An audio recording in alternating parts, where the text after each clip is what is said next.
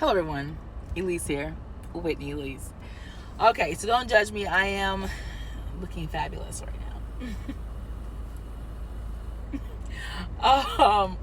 So I wanted to hop on here because there was a couple things that I wanted to say. I have been pretty much learning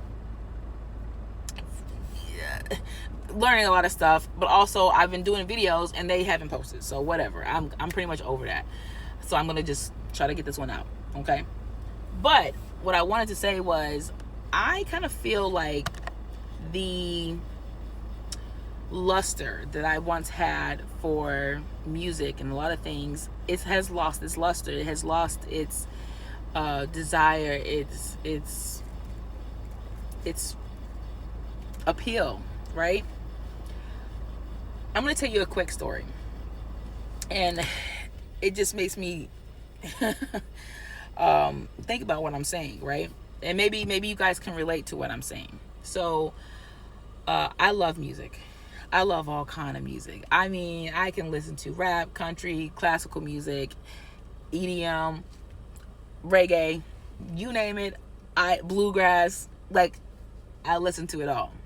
Back in the 1920s, I listened to music. I mean, like I've listened to music from all these different genres from different decades.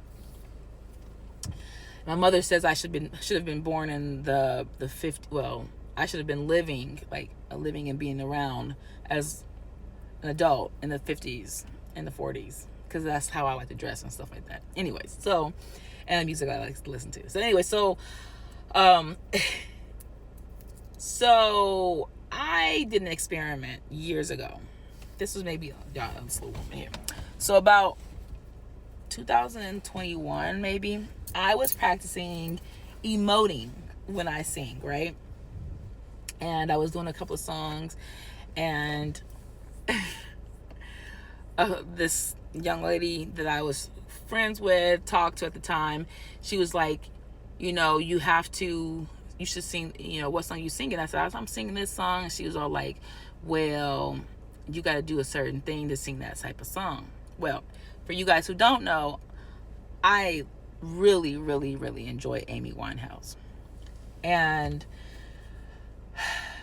I had just went through a very horrible time of my life. For you guys don't know, I'm a Capricorn, and Pluto has been in Capricorn for 15, 16 years, and now it's in retrograded back. And holy moly, during that time of the long period of Pluto in Capricorn, I went through a lot of stuff in my life.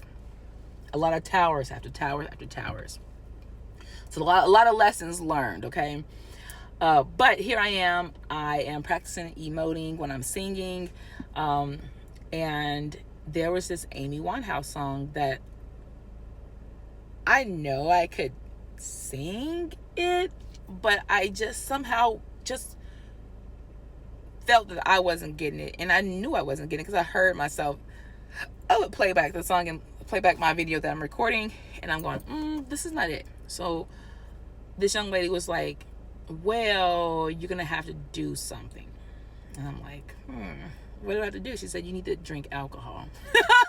And so I was like, I don't drink alcohol though. I'm not a drinker. Like, I'll have a drink every blue moon, but even now that's like, it's like touching my lips and it's like because I don't drink. And so she's like, you gotta sip alcohol. Y'all, promise to y'all, right? When I started to sip like I said, I don't drink alcohol. I'm not even a fan of alcohol. So I had this bottle of Ciroc, and most of the times, and during this particular time, I didn't even buy the bottle. I had bought the bottle a long time ago, had it.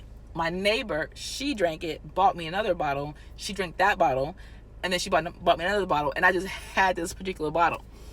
So I'm sitting there, and I was like, well, I think I got the Ciroc. So I'm sipping, take a little sip, and I'm like, can't do it.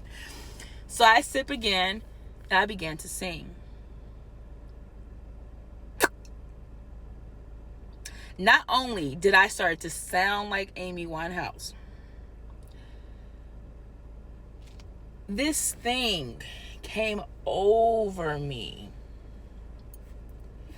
And I could feel this thing come over me when I'm drinking and sipping this alcohol.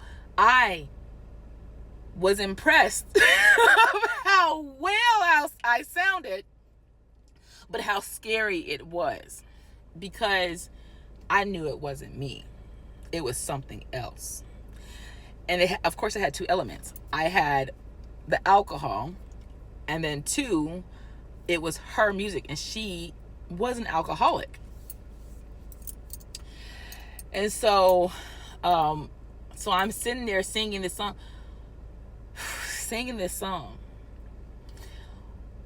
As I'm singing this song, I said, I can't sing this song. I can't sing this song.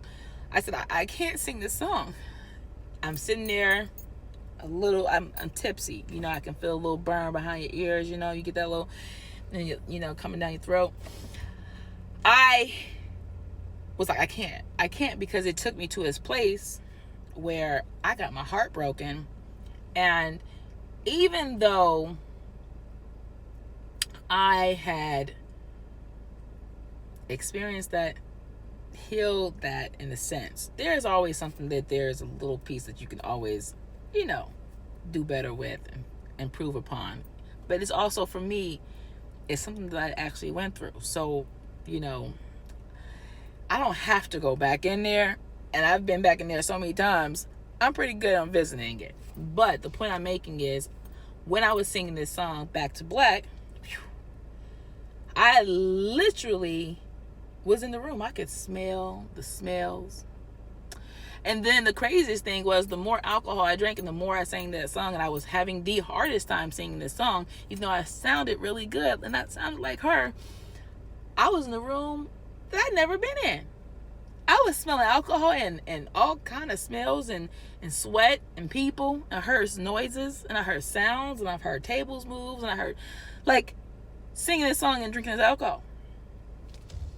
I stopped because it took me to a place, it took me to another place I'd never been before, but also took me to a place where it was dark for me. And, and from that moment, I was like, okay, this is real. It became more real. My mother has always told us, don't listen to that, can't do that, this is blah, blah, blah, blah, blah. And because it was under that Christianity-based believing, and also very truth. It was the truth. You participate in something, you actively ingest things, it is spirits, it's certain stuff. It's just what it is. So I understood that. I knew that. But I ain't never experienced something like that. I was experiencing it. So now, fast forward 4 years later, 4 years later, music is lost, not because of that experience, but that experience definitely made me more conscious of what's happening. Michael Jackson said that music is such a very powerful tool, right? And that when people sing songs, this is pretty much a mantra. You are confessing this, you are creating this, you are bringing this into your life. And even though I wasn't Amy Winehouse, I didn't live her life, but I did have a heartbreak that was very hard that for me to have gone through, right? And the remembrance, or even the coming back into it, I had a hard time singing the song. Make a long story short, I just so happened, after doing this experiment and seeing the Amy Winehouse documentary, right? She couldn't sing it. Right before she died, they tried to make her sing that same song again, and she went back to alcohol, and she ended up dying because of the heart. It brought her back into this horrible place.